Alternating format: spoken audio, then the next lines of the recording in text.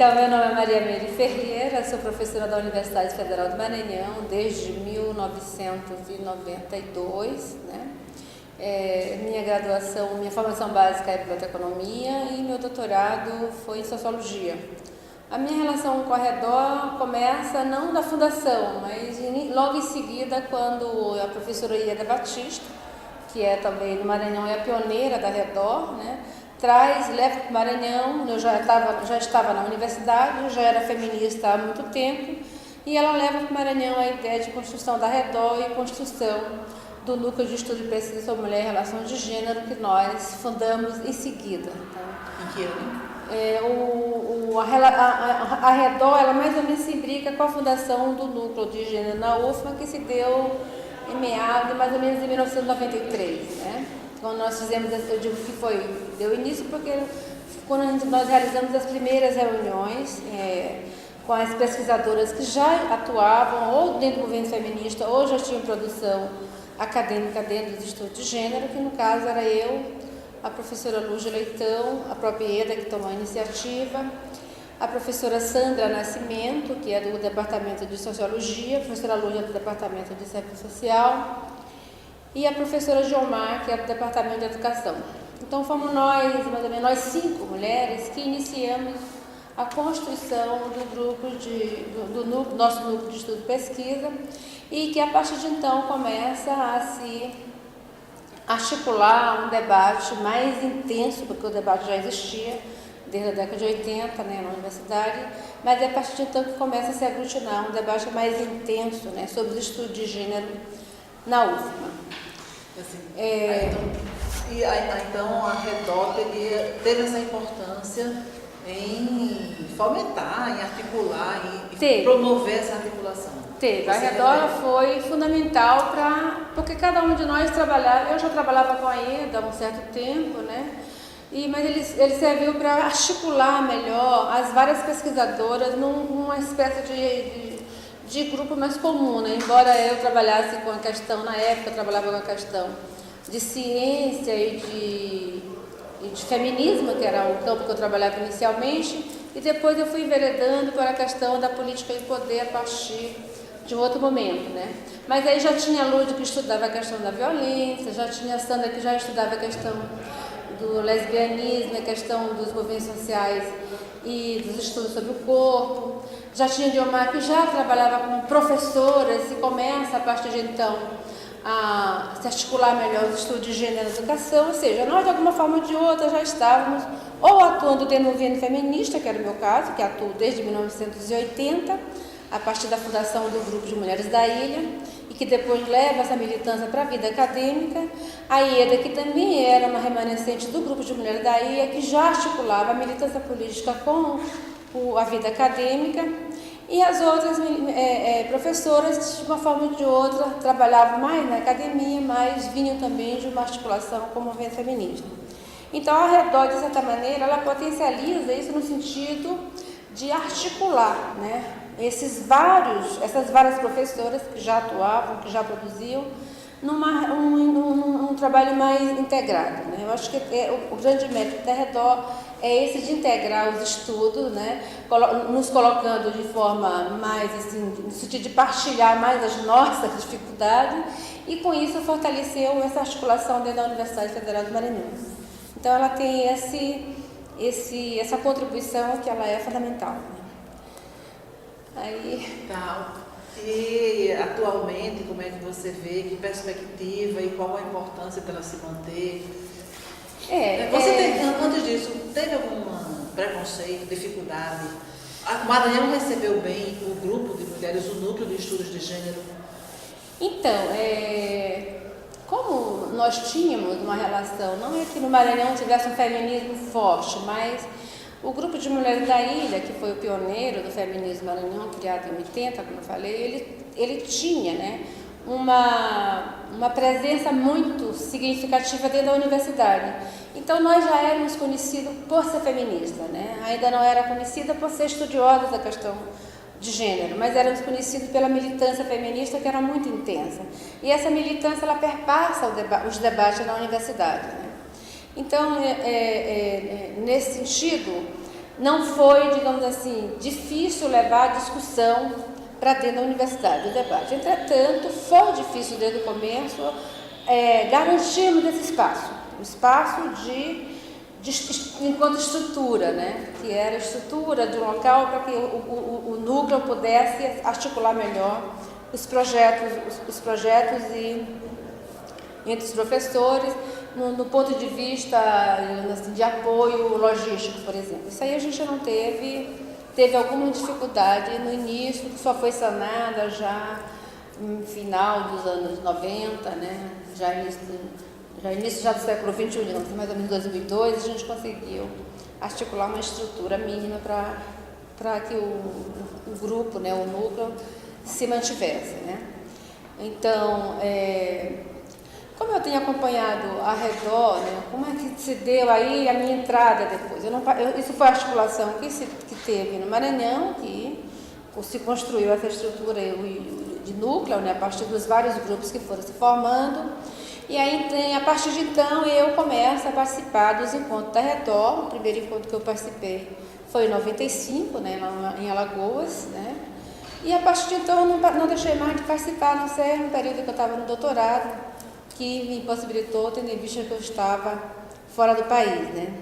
Então, eu tenho acompanhado a Redor, então, desde 95 e consigo perceber avanços e crises durante esse período, né? E essas crises também, de certa maneira, se imbricam com as nossas crises de pesquisadoras em cada universidade, né? No nosso caso, a gente avança por um lado na discussão, mas a gente depois não consegue articular dentro da universidade um grupo mais enquanto núcleo. Os grupos vão se formando, vão se fortalecendo, mas o núcleo em si, que agregaria todos os grupos, a gente não conseguiu fazer essa articulação. Por outro lado, acompanhando o trabalho da Redor de 95 para cá, eu vejo como se ela tivesse 3 momentos, digamos assim. Um momento como se fosse de apogeu, posso dizer assim, que talvez se inicie no processo de formação até mais ou menos meados de 2005, talvez, né? E depois de 2005 para cá, ela entra num processo de crise, né? Essa crise, eu acredito que ela está se diluindo agora no último encontro e na perspectiva desse próximo encontro, que é o 18º, né? Eu acho que ela começa a diluir porque começa a se perceber, talvez, na grande parte das associadas, das integrantes, percebam de como ela é importante, né? Então, essa importância é vista por muitas das integrantes da rede, né? A forma como cada uma conduziu, construiu, como cada uma investiu, a gente percebe claramente na prática, na leitura, nos esforços individuais de muitas, mas eu não percebia, nesse período, principalmente nesse período de crise, eu percebia também que a Redor, ela não foi, ou ela não é, um espaço importante para todo mundo, né? Ela se constituiu para muitas pesquisadoras apenas um espaço de apresentação de trabalho, né? Embora essa discussão ela tenha perpassado quase todas as assembleias que nós fizemos da Redor, né? Eu lembro que em toda a assembleia esse ponto era discutido, mas a gente não conseguia, mesmo com o discurso, mesmo colocando à tona essa questão que ela é complexa, a gente não conseguia fazer com que isso, de certa maneira, fosse incorporado, né, no processo de mudança, né? Então, para muitas militantes, a Redor continuou sendo o que eu considero que seja um espaço de articulação política e um espaço de articulação acadêmica. Eu sempre vi a Redor com essa perspectiva, né? Através do fato da minha militância política dentro do feminismo, tenho contribuído para que eu visse isso de forma muito clara. Além do mais, a minha compreensão sobre a questão do Norte e do Nordeste também é muito clara, né? Até porque nós que vivemos no Norte e no Nordeste sabemos da correlação de forças regional que existe. E, para mim, todas as vezes que eu participei de eventos, ou fiz meu doutorado no Sul, lá em São Paulo, fiz um sanduíche lá em Portugal, para mim é muito clara essa relação de desigualdade que existe entre o Norte, o Nordeste e o Sudeste. Assim como é claro também a relação do Brasil em relação à Europa, por exemplo. que eu acredito até que se diluiu mais após o governo de Lula e agora no governo de Dilma. Então esse espaço norte e nordeste de pesquisador, para mim, ele é fundamental. E eu vejo isso como um momento de fortalecimento desse grupo, né? E vejo também isso, quando a gente analisa quem já tentou aprovar projeto, quem já participou de discussão, sabe que existia dentro do CNPq, dentro dos órgãos fomentadores de pesquisa, uma relação desigual. A forma como eles analisam, avaliam os nossos trabalhos, é a mesma coisa em relação à ciência, no que se refere às ciências humanas e sociais, em relação às ciências, chamadas ciências exatas, que estabelece uma desigualdade entre nós, cientistas das áreas humanas. É uma coisa meio semelhante. Então, a gente via nos comentários, nos pareceres, que há uma certa dificuldade deles nos perceberem como sujeito político, como cientistas sociais, dentro de uma região. Essa clareza me fez ver ao redor um espaço de fortalecimento dessa identidade nordestina, dessa identidade de pesquisadora de gênero e dessa identidade feminista que perpassa todo o debate ao redor. Olha, eu sempre considerei e considero ao redor ela uma construção, uma cria, né? Uma cria nossa, muito importante, né? Eu vejo ela como uma construção da nossa identidade norte-nordeste, da nossa identidade de feminista e de gênero norte-nordeste. Por isso eu considero ela extremamente relevante e importante, né?